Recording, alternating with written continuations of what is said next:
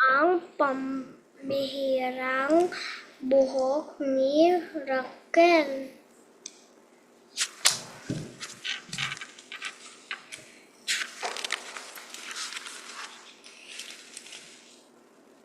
Bilib na bilib ako kay Raquel sa lahat ng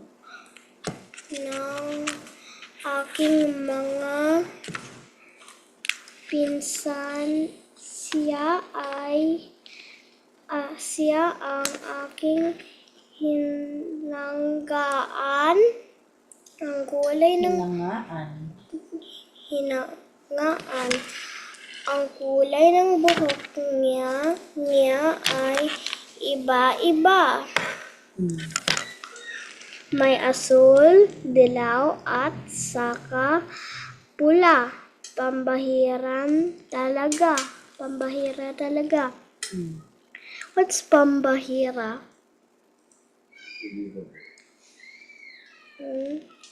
Hindi alam ni Raquel na naiinggit ako sa kanya.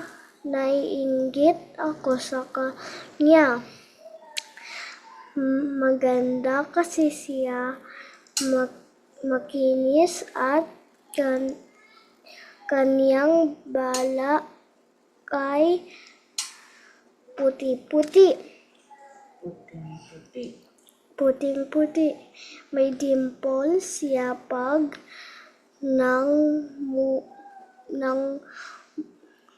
ngumingiti. Hindi Turo, anak, turo. Where are you?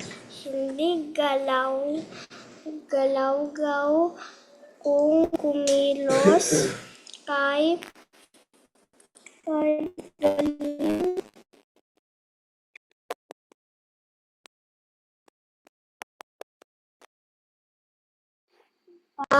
Niya mayroon siyang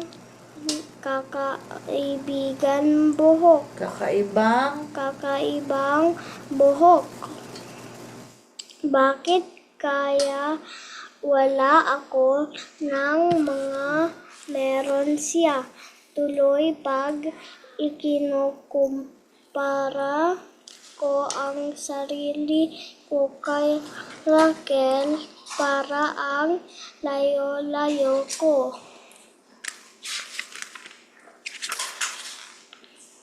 Madalas ginagaya ko siya ang kanyang pangingiti. Pagdadamit, pagka nadirit ang pagkanta, kapag sinabi niya, "Wow!"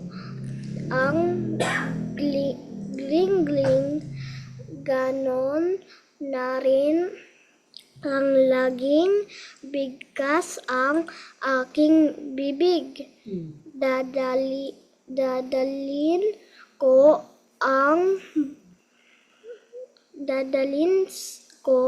yun sa buong panahon na kami ay magkalayo. Buti na lang minsan sa isang taon, tuwing panahon ng mga duhat, daigdig namin ay nagtatagpo sa pamimitas ng siniguelas, sa paglaro ng piko, sa panghuhuli ng alitaptap.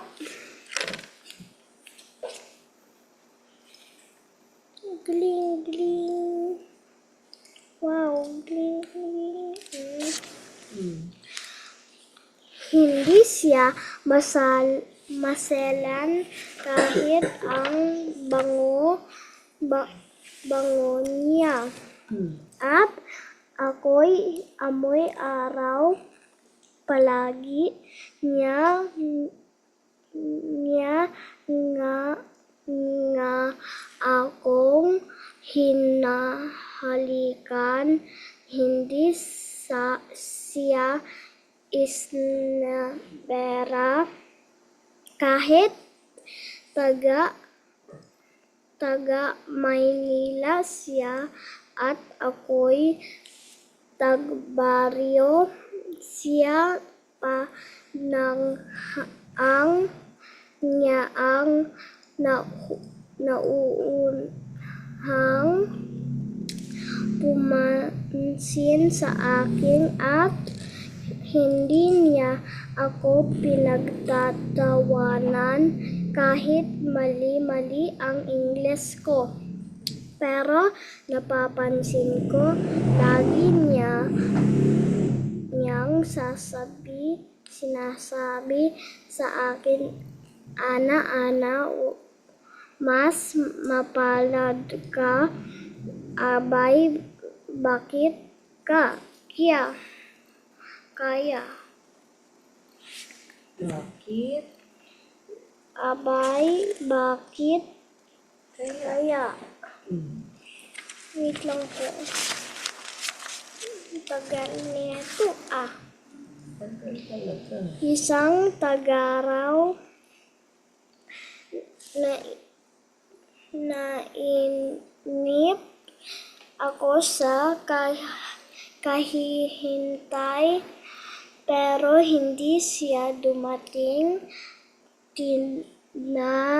Tinanong ko sina tatay at nanay kung magbabakasyon sa amin si Raquel.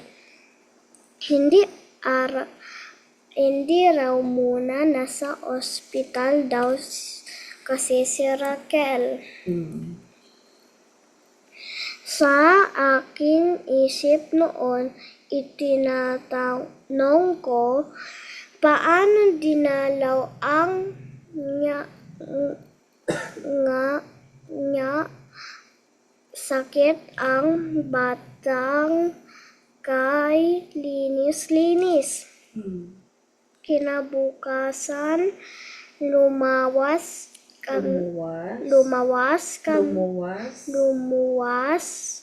kami ng Maynila para dalawin ang hinahanggaan kong pinsan. At dooy napansin ko ang maraming pagbabago sa kanyang itsura. Mas lalo pa siyang pumuti, nagtampo na ba ang kanyang mga ngiti? Pero nakalimutan ko agad yun, bigla ko kasi napansin ang kanyang buhok noon. Huli ko siyang nakita, pinaghalang dilaw at pula ang kulay nito, niyang ay kulay asul. Talagang iba ang pansin ko kung taga Maynila ang dating buhok na itim na pag-iba-iba. Iba. Pambihira. Pungyano, umiba yung mukha niya.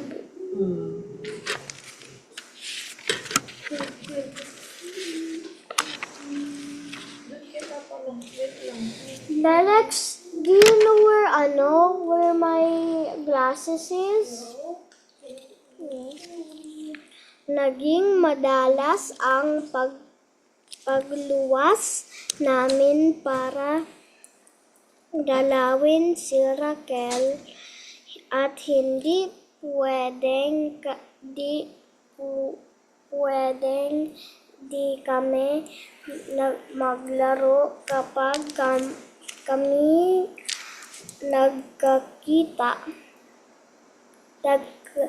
nagkikita. Pero doon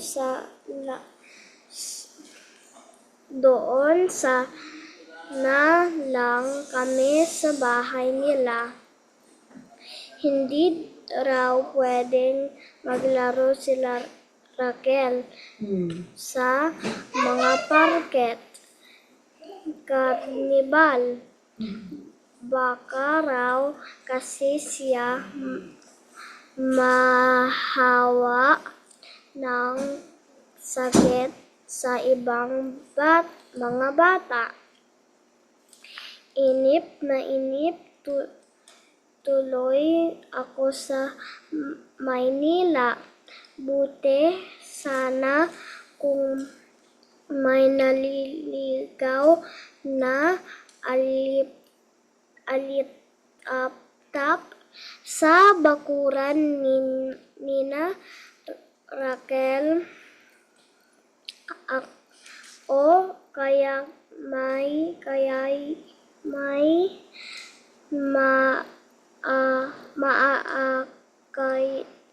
maaakyatan puno ng siniguelas, kaya hayon ang buhok ni Raquel ang aking napagbilangan. Raquel, gusto mo itirintas ko ang buhok mo? Tatango siya, ngunit may paalala, dahan-dahan lang ha. La la la la, la la la la la la. Haba, Mama. Grabe, Mama. Nag-cook siya ng buhok niya. Kinok niya po. Wow, ginawang candy yung buhok niya, Mami. Parang cotton candy na po yung amoy po, Mama. Wow! At nagsimula akong magtaka sa kakaibang hibla ng kanyang buhok. Bakit kay galas? Bakit hindi madulas? Bakit parang nakaalsa ang mga buhok na yon?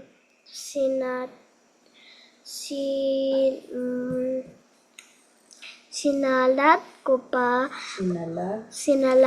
pa ang aking buhok para ikumpara.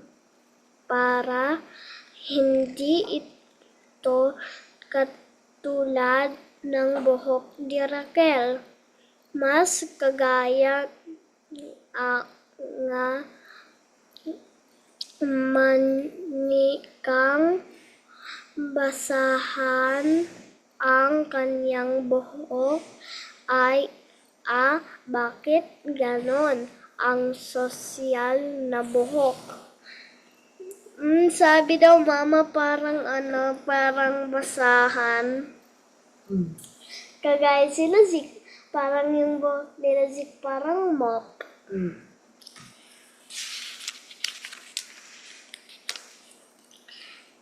Mama, nakakatakot, Mami. Minsan habang inilipad nga hangin ang kanyang buhok. May nasilip akong nakaiba sa kanyang ulo.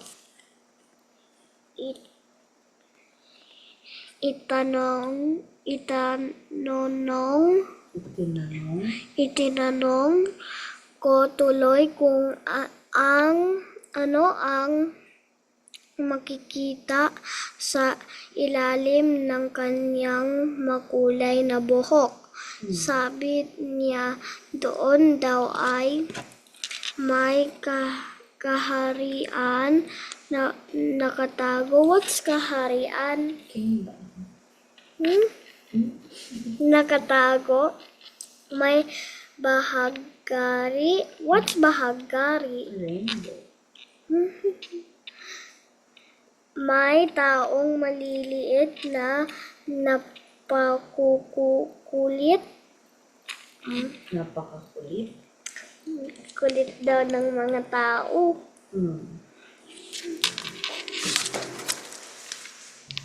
Oh, mommy. Driving. Do you think it's true? What do you think happened to Raquel? Kaya pala siya may sakit kasi people from her brain lumalabas at saka nagiging din. No. Read. Willing ako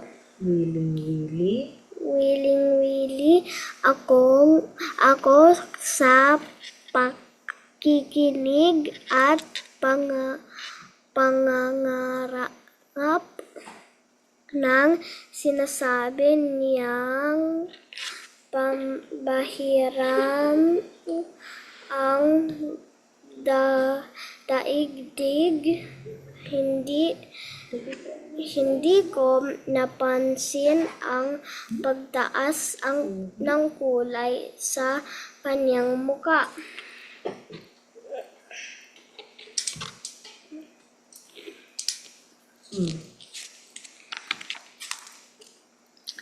Vlog. Raquel!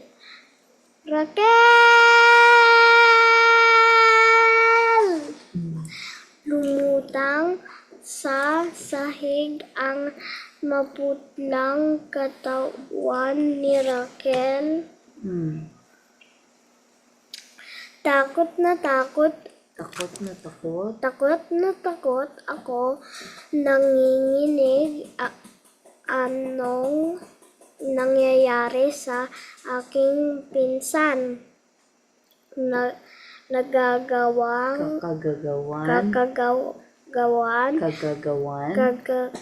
Turo mo anak, kung nasaan ka na. Gagawan kaya ito ng tao maliliit na nagtatago sa ilalim ng kanyang buhok. Do you know what happened? She's ill. Nahimatay siya. Ba't himatay? She collapsed. Tumatawa ka pa? Hindi, sabi daw maliit na tao. Akala niya kasi maliit na tao ginawa nun.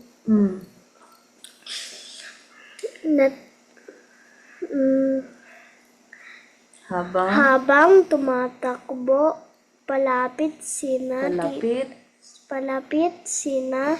tito at tita, nasulyapan ko ang ulo ni Raquel. What's nasulyapan? Nakita. Natanggal ang kanyang pambihirang buhok. Oh, so she's ill. She's wearing a wig. And maybe she has no hair. Maybe she's ill. Walang kaharian, walang bahagari, walang taong maliliit sa ilalim ng kanyang buhok. Kalbo si Raquel. Peluka lang pala ang buhok na kakaiba.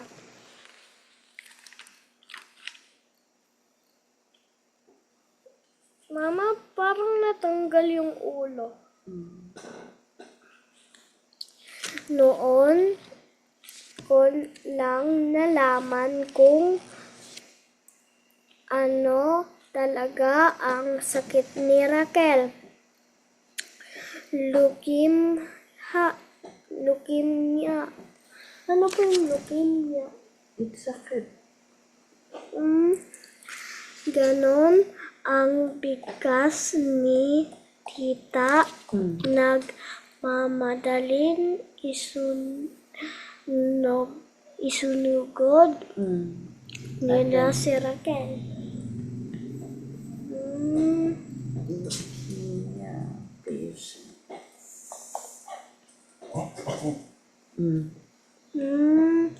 Parang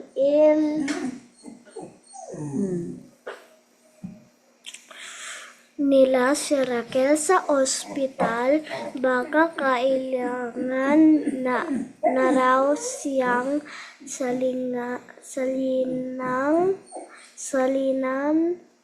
ng dugo at bigyan ng panibagong gamot. Umiyak ako nang umiyak kay nanay. Bakit ganon? Tanong ko. Talagang ganon, sagot ni nanay. Kahit ang mga bata ay hindi puwera sa cancer. At pinahid niya ang aking mga luha. Bigla kong naalala ay ang madalas na sinasabi ni Raquel sa akin. Sabi ko kasi ituro ng kamay eh. Sa akin ni Raquel na mas mapalad daw ako kaysa sa kanya. Noon ko lang yun naintindihan. Hindi nga kami mayaman, hindi ako maganda o maputi, pero malusog ang aking katawan. Ang kalusugan ay kayamanan. Yan ang madalas sabihin ni tatay.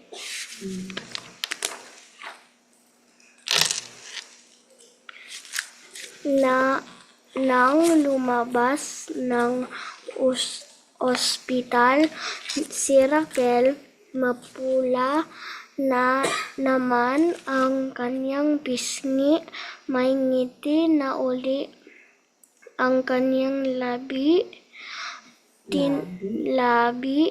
Tinakot ba kita? Biro niya. Hindi ko na sinagot ang kanyang tanong. Basta niyakap ko na lang siya ng mahigpit na para bang hindi ko na siya pagkakawalan pa. Hanggang ngayon, sa lahat ng aking mga pinsan, si Raquel pa rin ang aking hinahanggaan kasi higit sa